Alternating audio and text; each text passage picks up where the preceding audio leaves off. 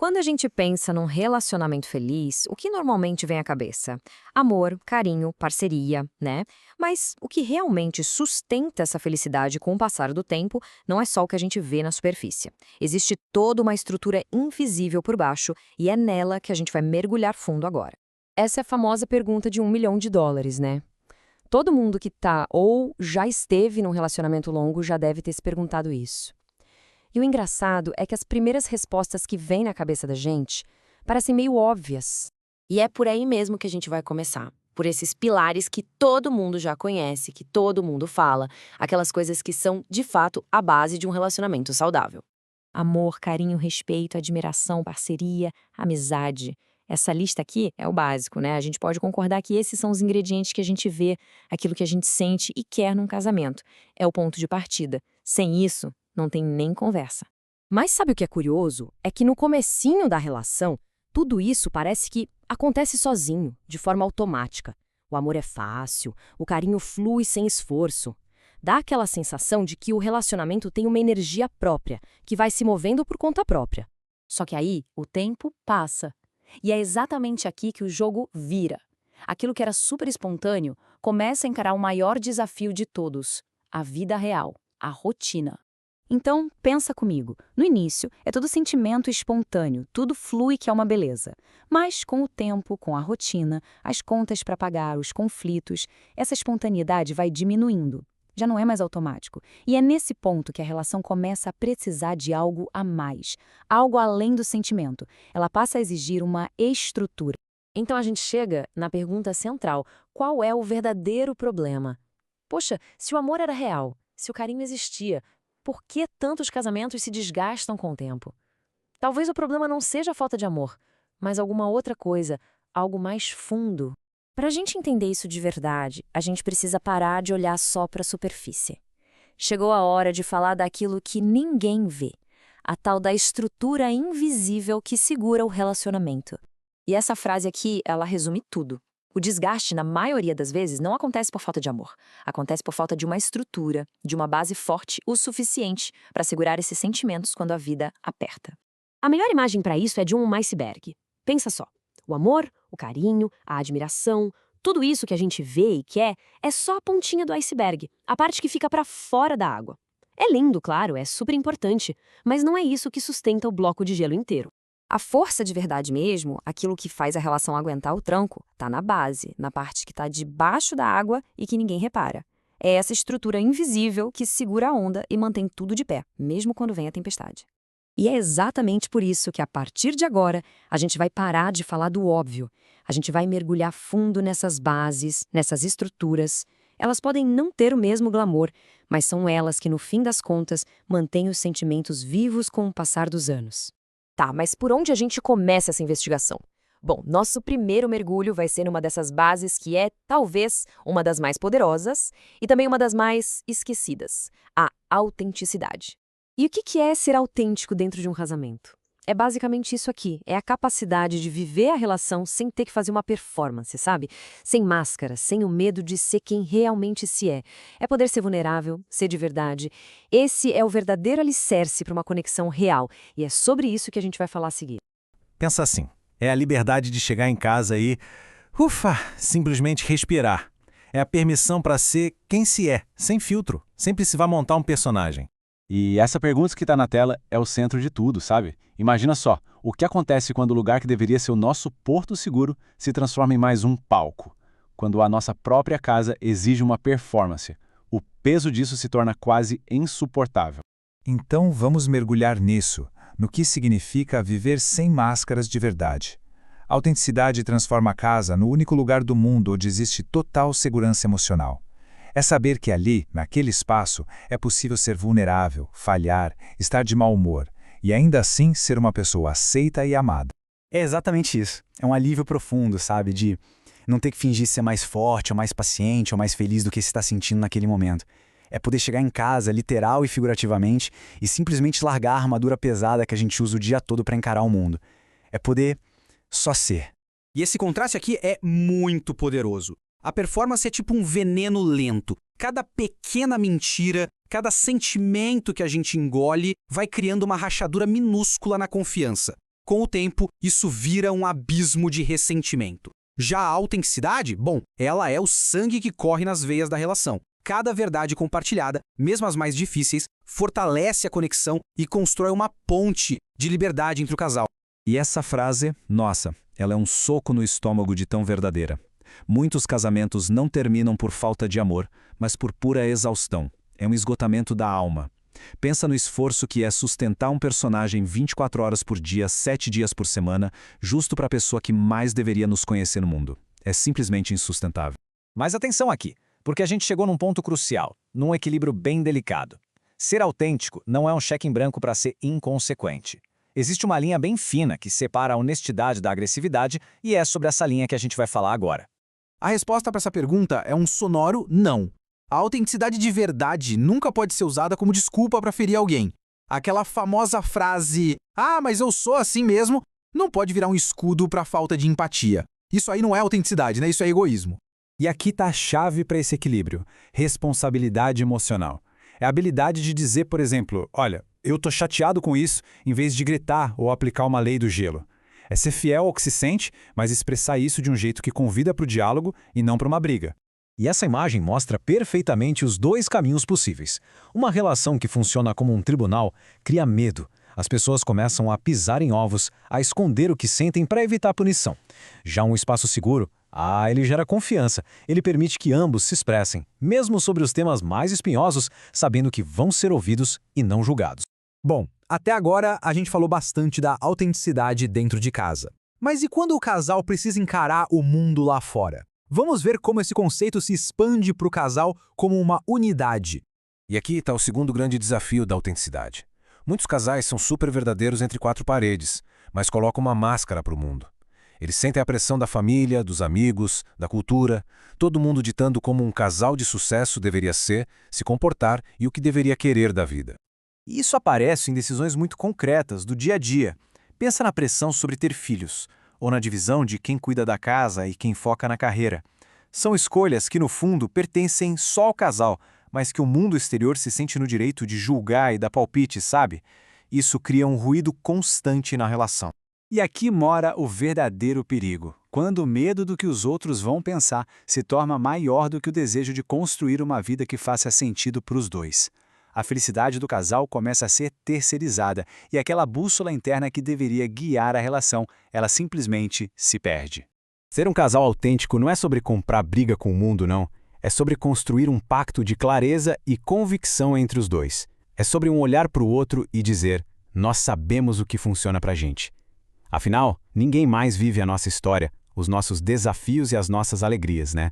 Então, a gente chega ao ponto central de tudo isso. Vamos juntar todas essas peças para entender por que a autenticidade é, sem dúvida nenhuma, a fundação sobre a qual todo relacionamento sólido precisa ser construído. O processo é uma construção bem lógica e poderosa. Primeiro, tudo começa com a coragem de ser quem se é dentro do relacionamento. A partir dessa segurança individual, o casal ganha força para se apresentar para o mundo como uma unidade autêntica. E é essa base dupla que cria o terreno fértil para que a confiança, a intimidade e a parceria de verdade possam florescer. E para fechar, fica aqui a reflexão que já nos joga para o próximo pilar. A autenticidade é a base, ok? Mas como garantir que duas pessoas, sendo tão verdadeiras, não acabem se sufocando? Como é que se consegue ser nós sem deixar de ser eu? Pois é, esse é o delicado equilíbrio da individualidade e é o nosso próximo assunto. Existe um princípio fundamental em qualquer relacionamento duradouro que quase nunca é tratado com a devida clareza: a individualidade. Muitas pessoas entram em um relacionamento acreditando que amar significa se misturar, se adaptar completamente ou viver tudo em função do outro. Mas um casamento saudável não nasce da fusão de duas pessoas. Ele nasce da escolha de duas pessoas inteiras de caminhar juntas. E é exatamente sobre isso que vamos falar agora. Essa ideia de duas almas que se tornam uma é super romântica, né? Tá nos filmes, nas músicas. Mas na vida real, será que essa fusão total não acaba sem querer, apagando aquilo que torna cada pessoa única? Vamos botar essa crença à prova e ver se o segredo de um amor duradouro não está num caminho bem diferente. E essa ideia de fusão total nos joga direto no nosso primeiro ponto. o que a gente pode chamar de paradoxo do amor. É aquela armadilha, sabe? Quando o nós fica tão grande, mas tão grande, que o eu simplesmente some. E o que era para ser parceria vira uma perda de identidade. Ninguém entra num relacionamento pensando, quero deixar de ser quem eu sou. Óbvio que não. Mas aí, sem perceber, aquele hobby que a gente amava fica de lado, as saídas com os amigos vão diminuindo, as opiniões ficam mais quietas para não dar briga. É assim, de pouquinho em pouquinho, que a identidade vai se dissolvendo. E aí que a coisa começa a ficar sufocante. Porque quando nós vira o único universo que existe, ele tem que dar conta de absolutamente tudo. Tem que ser a única fonte de alegria, o único apoio, a única validação. É uma pressão que simplesmente não dá para sustentar. Pensa nisso como uma vaga de emprego impossível de preencher. Olha só essa lista. Uma pessoa só, ser responsável por entretenimento, sentido, validação, companhia e felicidade da outra, é um peso enorme. O parceiro vira uma espécie de provedor universal de felicidade. E essa, gente, é a receita certinha para o esgotamento dos dois. E essa frase aqui resume tudo. O que começou como amor vira uma obrigação. A leveza vai embora, a relação começa a rachar sob o peso de uma expectativa que ninguém, absolutamente ninguém, consegue atender. Amor não sobrevive sob pressão constante. Ok, então se essa fusão total é uma cilada, qual é a saída? A resposta está na individualidade. Mas calma, não estamos falando de egoísmo ou de cada um por si. Vamos entender agora o que é de verdade o poder de ser um indivíduo dentro da relação e como isso, na verdade, deixa o amor mais forte. Muita gente confunde individualidade com distanciamento, mas não tem nada a ver. Individualidade saudável é sobre continuar sendo quem se é. É manter seus gostos, suas paixões, aquele tempo só para si, sabe? Para recarregar as baterias. É sobre trazer um eu inteiro para formar um nós, e não um eu pela metade. E essa comparação deixa a diferença bem clara. De um lado, a individualidade, que fortalece o laço. Do outro, o distanciamento, que enfraquece. Manter a individualidade significa que estar junto é uma escolha renovada, uma escolha animada, e não uma obrigação para sobreviver. Pensa numa briga daquelas. Se o relacionamento é o seu único mundo, não tem pra onde correr. Agora, se existe um hobby, os amigos, um projeto pessoal, existe um lugar para respirar, para esfriar a cabeça e depois voltar para a conversa com outra clareza. A individualidade é tipo uma válvula de escape saudável, que no fim das contas protege a relação. E essa ideia de ter um espaço para respirar leva a gente para o coração da nossa conversa. A diferença gigantesca entre estar junto por necessidade e estar junto por escolha. É uma virada de chave que pode literalmente salvar um relacionamento. Olha, é claro que é natural e importante apoiar quem a gente ama. O problema é quando esse apoio vira uma obrigação de preencher o vazio do outro o tempo todo. Isso drena a energia. Já a autonomia, onde cada um cuida da própria felicidade, cria uma dinâmica muito mais leve, que dá gás para o casal. E essa frase aqui, nossa, ela é perfeita. Acaba com aquela história de metade da laranja. A ideia não é achar alguém que te complete. A ideia é ser uma laranja inteira que escolhe caminhar ao lado de outra laranja inteira. A mágica está na escolha de compartilhar a vida, não na necessidade de ser completado. Então, a mudança fundamental é essa aqui. Sair de uma relação baseada na necessidade para uma relação baseada na escolha. É uma fundação muito, mas muito mais forte, porque é construída no desejo de estar ali e não na dependência. E por que isso importa tanto? Porque quando a gente admira quem está do nosso lado como uma pessoa completa, com seus projetos e paixões, a relação fica viva. A gente preserva a leveza, a admiração e, o principal, a vontade genuína de estar junto, que não se perde no meio da rotina e da obrigação. A individualidade, como a gente viu, é um pilar essencial, mas, claro, não é o único. Na nossa próxima análise, a gente vai explorar outro pilar fundamental para uma base sólida. Um pilar que impacta todos os aspectos da vida a dois, a maturidade. E agora a gente chega ao nosso terceiro e talvez mais poderoso pilar, a maturidade. De forma simples e direta, maturidade é a capacidade de lidar bem com a vida, com os problemas e com as próprias emoções. É justamente isso que define se um relacionamento vai conseguir atravessar conflitos, frustrações e fases difíceis sem se quebrar. E é exatamente nesse ponto que a gente vai se aprofundar agora. Porque, vamos ser sinceros, ser você mesmo dentro de uma relação é essencial, claro. Mas se não existir uma base de maturidade bem sólida, essa autenticidade toda vira um castelo de areia. Na primeira onda de dificuldade, na primeira pressão, tudo desmorona. Simplesmente não se sustenta.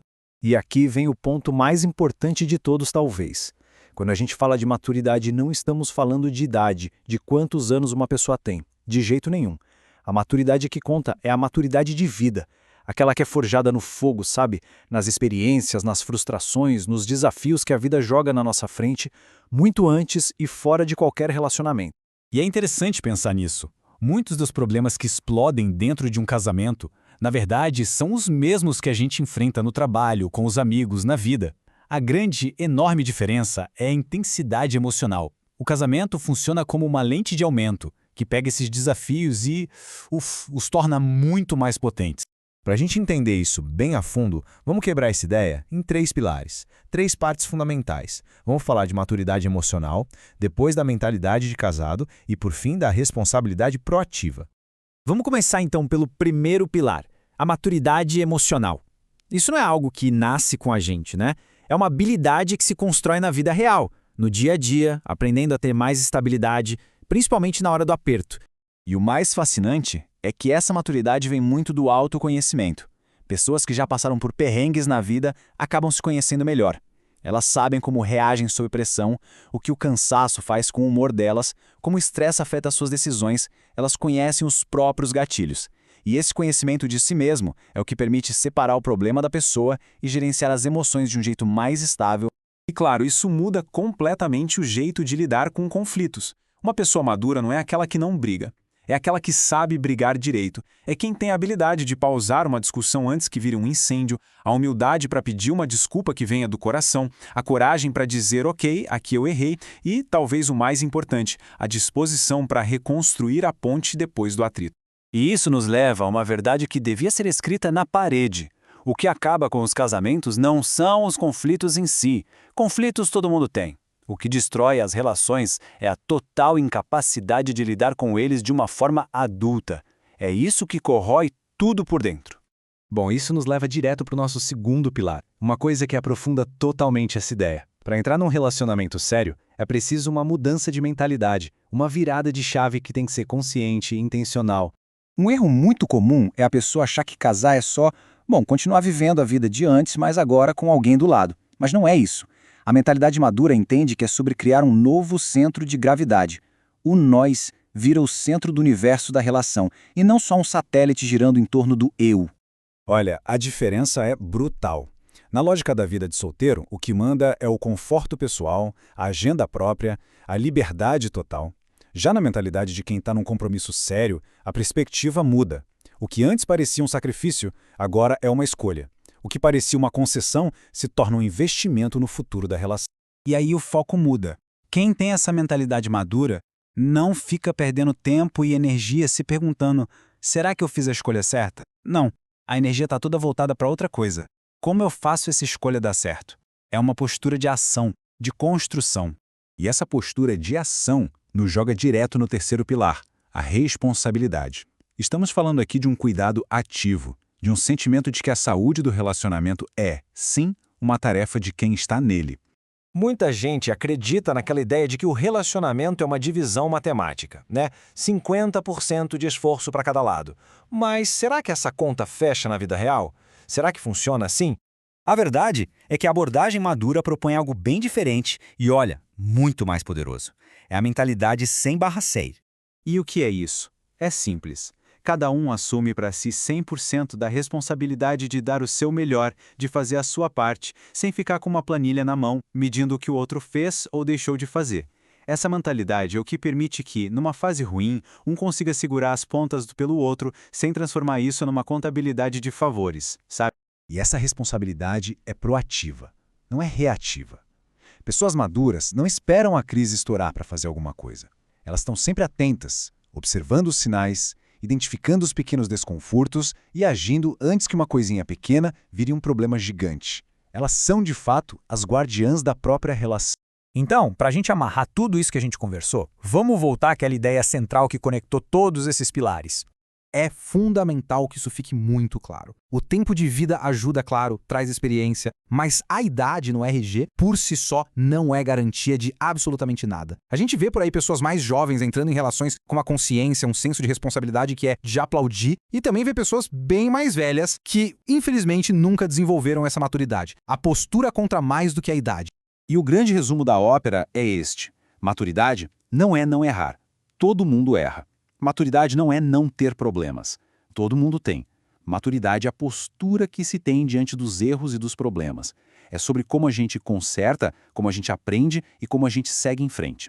Mas olha só, mesmo com todos esses pilares bem firmes, maturidade, autenticidade, individualidade, existe um fator, uma coisinha bem prática do dia a dia, que se não for bem cuidada, tem o poder de sabotar qualquer relação, por mais forte que ela pareça. E é sobre esse tema tão delicado, tão crucial, que a gente vai conversar no nosso próximo capítulo: a vida financeira do casal. Mas antes de qualquer coisa, é muito importante deixar uma coisa bem clara. Essa análise aqui não é sobre como ficar rico, tá? Não é sobre status. O objetivo é outro. É um objetivo muito mais de proteção. Como a gente impede que o dinheiro se torne um sabotador silencioso da jornada a dois? Para pensar um pouquinho. Quando a gente imagina os grandes desafios de um casal, o que vem na cabeça? Geralmente as respostas vão ali para as questões emocionais, né? Mas será que a gente está olhando para o lugar certo? É que a nossa atenção geralmente se volta para esses suspeitos de sempre, né? Infidelidade, a rotina, a falta de comunicação. Só que existe um fator muito, mas muito prático que age ali quietinho nas sombras: o dinheiro. Ele funciona como um sabotador silencioso que vai minando a base da relação, muitas vezes sem que o casal nem perceba de onde o ataque está vindo. E aqui está o pulo do gato. O propósito de ter um alinhamento financeiro no relacionamento é, antes de mais nada, uma estratégia de defesa. Não se trata de acumular uma fortuna, mas de neutralizar o dinheiro como uma fonte de briga, sabe? É tirar um peso gigantesco do caminho. Afinal, vamos combinar. A caminhada 2 já tem as suas próprias complicações, né? A rotina, o cansaço do dia a dia, os conflitos que são naturais da vida, tudo isso já exige uma energia, uma dedicação enormes do casal. E é exatamente aí que o problema se instala. Porque uma vida financeira bagunçada, caótica, joga um fardo completamente desnecessário nas costas do relacionamento. Ela transforma uma jornada que já é desafiadora em algo simplesmente exaustivo. E o que é mais interessante nesse slide é que ele mostra essa reação em cadeia. É uma bola de neve. Tudo começa com a desorganização, sabe? Dívidas, gastos fora de controle. Isso gera um estado de estresse constante, crônico, que, no fim das contas, leva a uma verdadeira erosão emocional do casal. E o que essa erosão significa na prática? Bom, ela destrói justamente aquelas qualidades que sustentam um relacionamento. A paciência vai embora. A gentileza desaparece. O respeito diminui e, o que é mais perigoso, a vontade de resolver os problemas como um time simplesmente some. Tá, então como é que a gente começa a desmontar essa armadilha? O primeiríssimo passo é uma mudança de perspectiva. A gente não está falando de luxo, nem de metas super ambiciosas. Estamos falando de algo muito mais básico e fundamental: responsabilidade. E esse slide aqui deixa essa diferença claríssima. Para a saúde do relacionamento, o objetivo essencial de não afundar é muito mais importante do que o objetivo comum de crescer. A prioridade máxima para proteger a relação é evitar o buraco. Essa citação aqui, nossa, ela resume tudo. O problema, na maioria das vezes, não é a falta de renda, e sim a falta de critério. Viver sempre um degrau acima do que se pode, se endividar sem nenhum planejamento, são esses hábitos que criam a pressão que desgasta o dia a dia. Então, o que significa ser organizado financeiramente na prática? É bem mais simples do que parece. É ter clareza de quanto entra e quanto sai. E, o mais importante de tudo, ter a disciplina de não viver sistematicamente no vermelho. Só de não ter descontrole, a gente já elimina uma fonte gigantesca de desgaste. Ok, então, com a base da responsabilidade bem estabelecida, a gente precisa do segundo elemento: uma visão de futuro que seja compartilhada. É preciso ter um norte, um destino comum para onde o casal está caminhando junto. E essa aqui é a pergunta-chave. As decisões financeiras de hoje estão construindo um futuro que os dois querem? Ou será que cada um está remando para um lado sem nem perceber que o barco está só girando em círculos? E aqui tem um ponto crucial. As brigas sobre dinheiro, na verdade, raramente são só sobre dinheiro. Muitas vezes, elas são um sintoma de um desalinhamento bem mais profundo sobre o que é prioridade, sobre valores, sobre os objetivos de vida de cada um. E esses objetivos nem precisam ser super complexos. Pode ser simplesmente buscar mais estabilidade, ter um pouco mais de tranquilidade ou construir alguma coisa para o futuro. O que importa não é exatamente qual é o objetivo, mas que ele seja conversado, que seja entendido e, principalmente, assumido pelos dois. Certo. Isso nos leva direto ao último componente, aquele que amarra tudo isso, a transparência. Para que essa visão de futuro funcione, é absolutamente indispensável que o jogo seja aberto entre os dois. E jogar aberto significa exatamente isso que está aqui. Os dois precisam ter acesso ao cenário completo.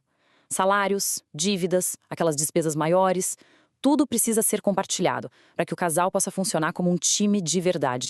Porque, quando uma parte da realidade financeira fica escondida, o trabalho em equipe se torna impossível. A confiança é a primeira a ser quebrada. O planejamento vira uma bagunça e aquela conexão em torno de um objetivo comum simplesmente se desfaz. E olha, essa distinção aqui é fundamental. Transparência não é sobre controle, não é vigilância, não é um ficar fiscalizando o outro. É sobre parceria. É sobre dar ao time as informações necessárias para que eles possam tomar as melhores decisões juntos. E assim, a gente chega à grande conclusão. O objetivo de todo esse pilar pode ser resumido de uma forma muito, muito simples. É só tirar o dinheiro da lista de coisas que atrapalham. Essa metáfora da mochila de pedras é simplesmente perfeita. A desorganização financeira é um peso morto que torna a maratona do relacionamento infinitamente mais difícil. Alinhar as finanças é basicamente esvaziar essa mochila. No fim das contas, o foco é neutralizar o dinheiro como fonte de estresse. E ao fazer isso, o casal libera uma energia emocional imensa para focar no que realmente importa: a conexão entre eles, os outros desafios da vida e a construção de um futuro juntos. E essa é a grande lição. Não é para a gente esperar que a organização financeira vá resolver todos os problemas do mundo, mas é fundamental entender que ela é a base que impede que o relacionamento seja sabotado por algo que é tão prático e, no fundo, controlável. Bom, agora que já falamos sobre autenticidade, individualidade, maturidade e alinhamento financeiro, é hora de tratar do elemento que faz todos esses pilares realmente funcionarem. Sem confiança, eles viram esforço, controle e desgaste. Com ela, viram fluidez, leveza e parceria. A confiança não é mais um pilar, é a base invisível que sustenta todos os outros. A cola que mantém a relação de pé quando a rotina pesa, os conflitos surgem e a vida deixa de ser ideal.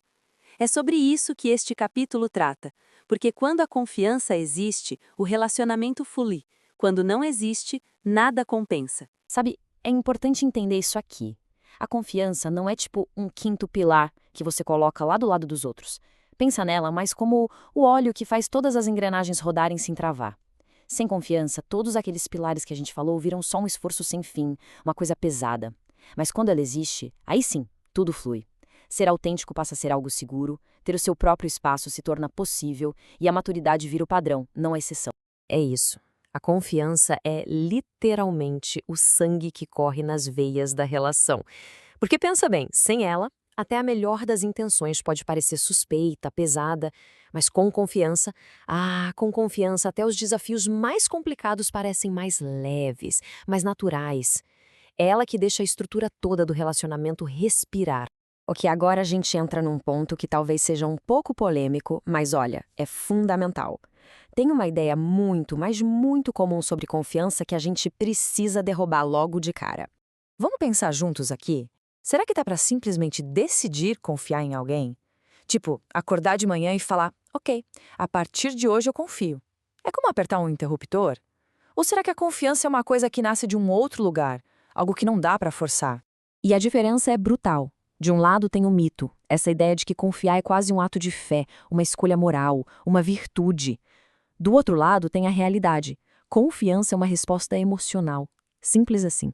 É um sentimento que surge naturalmente quando a gente se sente em segurança. Ninguém deveria se sentir na obrigação de confiar, de se forçar a acreditar, quando todos os sinais estão apitando que tem algo errado. E é aqui que o jogo vira completamente. Pensa só. Quando a confiança não existe, para onde a gente costuma olhar? Para a pessoa que está desconfiando, certo? A gente diz, você precisa confiar mais. Mas a verdade é que, na maioria das vezes, o problema não está em quem sente a desconfiança. O problema está em quem não está de forma consistente passando essa confiança. Porque, olha, sentir confiança não é algo que a gente controla. Mas passar confiança através de atitudes concretas, isso sim é uma escolha. Isso nos leva direto para a moeda de troca da confiança. Porque ela não se negocia com palavras bonitas, com promessas jogadas ao vento ou com cobrança emocional. Não mesmo. A confiança tem uma moeda muito mais real, muito mais valiosa. E essa moeda são as ações. São os tijolinhos que constroem a confiança, um por um. Não é sobre um grande gesto heróico. É sobre o comportamento positivo que se repete. É sobre a coerência entre o que se fala e o que se faz. É sobre previsibilidade e estabilidade. É ter responsabilidade emocional. E isso é importantíssimo, não punir a vulnerabilidade do outro, não usar os erros do passado como uma arma na próxima briga. No fundo, é sobre criar um ambiente onde não exista medo. A confiança nasce quando a outra pessoa sente, dia após dia, que ela não corre perigo naquela relação. Beleza. Agora que a gente já entendeu a base da confiança, vamos ver como ela se conecta com aqueles 4 pilares que já discutimos. E o interessante é que ela não interage do mesmo jeito com todos. Existe uma dança, uma dinâmica bem particular com cada um deles. Olha só que interessante essa dinâmica. Com a maturidade, a confiança geralmente vem depois. Por quê?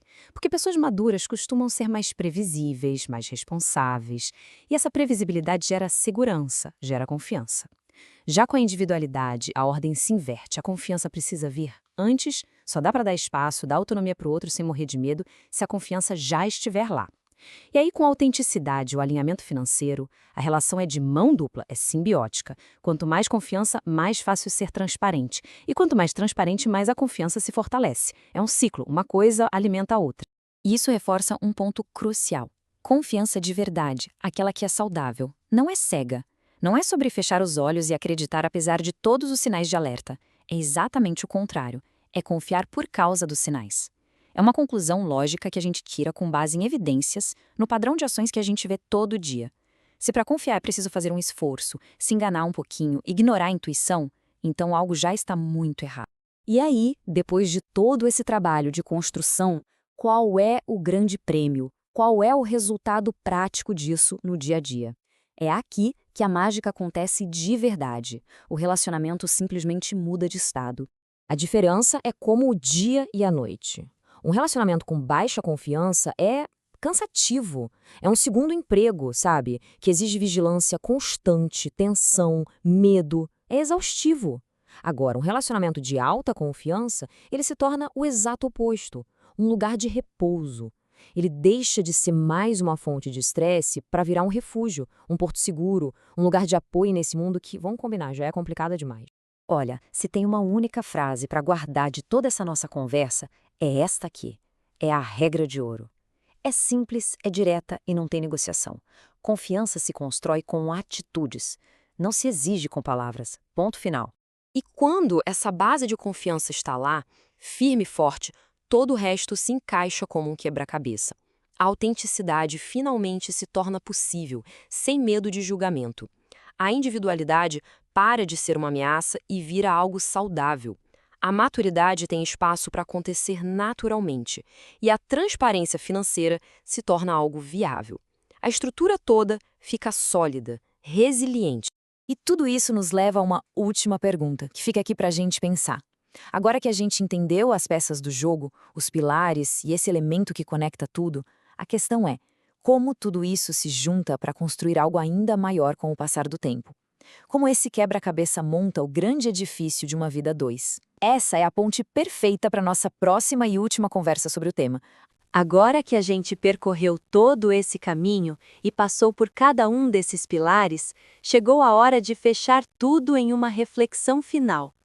Porque entender um casamento no longo prazo exige mudar a forma como a gente enxerga a própria jornada. Não como algo rápido, intenso e imediato, mas como um percurso longo, exigente e contínuo. É por isso que a metáfora da maratona traduz tão bem tudo o que falamos até aqui.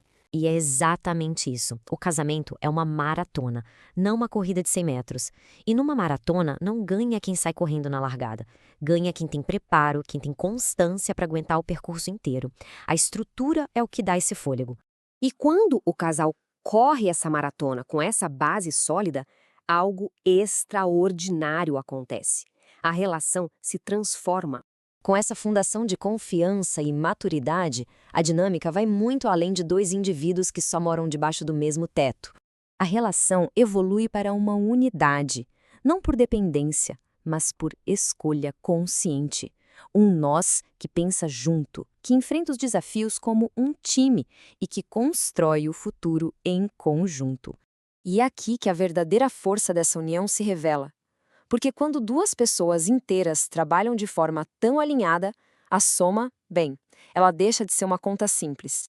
1 mais 1 passa a ser muito maior do que 2. Vira uma força capaz de construir, de sustentar e de realizar coisas que nenhuma das duas pessoas conseguiria fazer sozinha. E essa é a reflexão final. Um casamento forte não é sobre encontrar a metade que falta. É sobre duas pessoas inteiras que, juntas, se tornam uma das mais poderosas formas de criação conjunta que a vida pode oferecer.